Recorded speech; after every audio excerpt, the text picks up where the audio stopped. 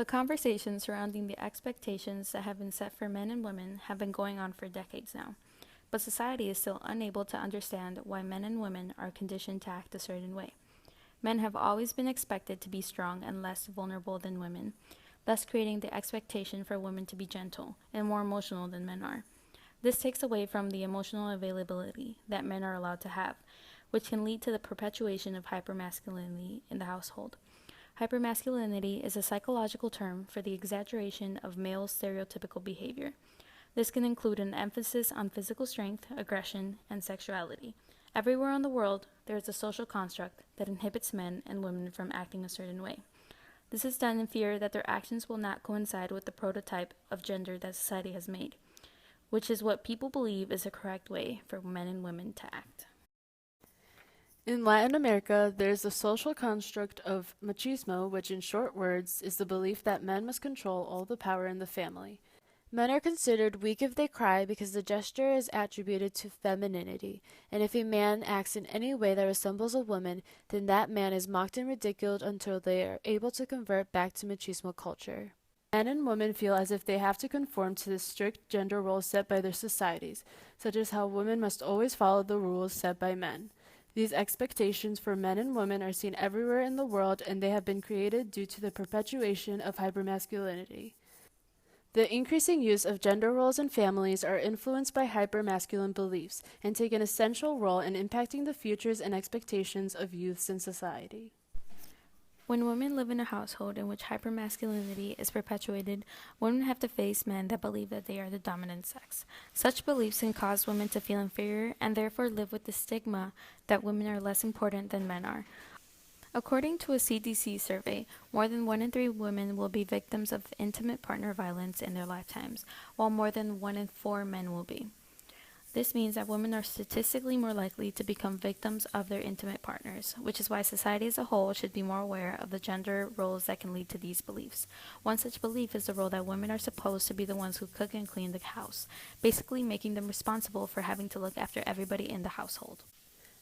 Young women are most likely to be targets of intimate partner violence, which can be attributed to the fact that young women can still be under the influence of their family's beliefs about gender roles during the age of 18 to 24. Many times, young women are taught to keep quiet and not speak out against their families because their views are not seen as important or that they do not have a place to speak. When women act out of a way that is unexpected, men can retaliate because their actions do not fit with their schema of how they expect a woman to act. Many times, society holds the concept that men and women must conform to their set rules for gender. Therefore, this restricts both genders in terms of their essential roles in society.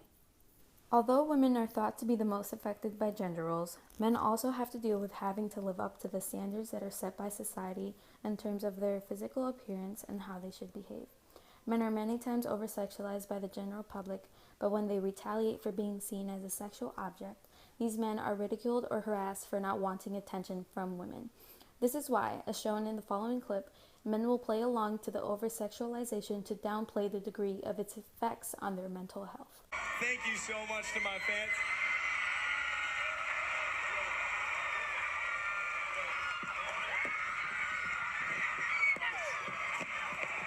In the clip, a celebrity is glorified for his physique, which is one example of the social constructs that men must live up to.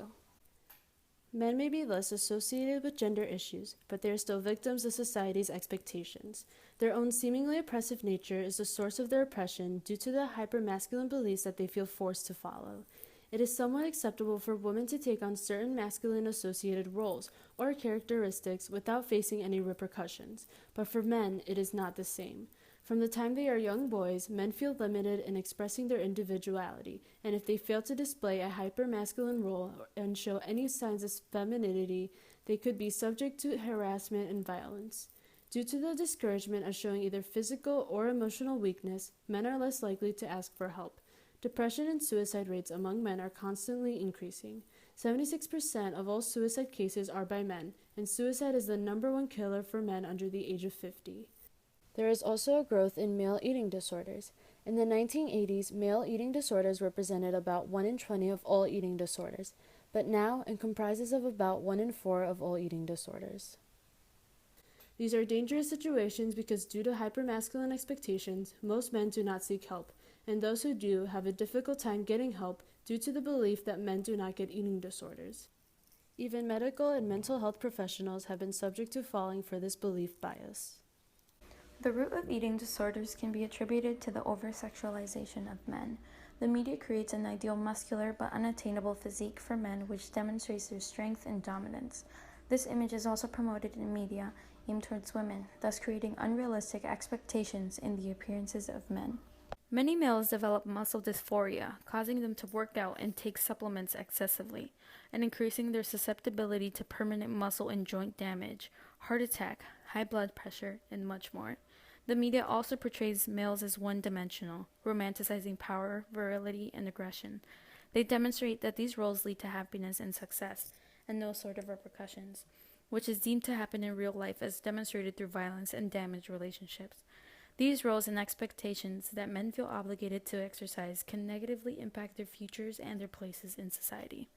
In a survey conducted through our research, 90.48% of the responses that we received were a yes to hearing any of the following sexist statements that were heard inside or outside of their household. From this, we can conclude that it is not uncommon for young men and women to hear statements that promote gender roles in the household. Men and women need to stand up for themselves and refuse to adhere to the man-made concept of a perfect man or woman that hypermasculinity and gender roles create. By doing so, men and women will be able to discover their true selves and reshape societal and family gender constructs.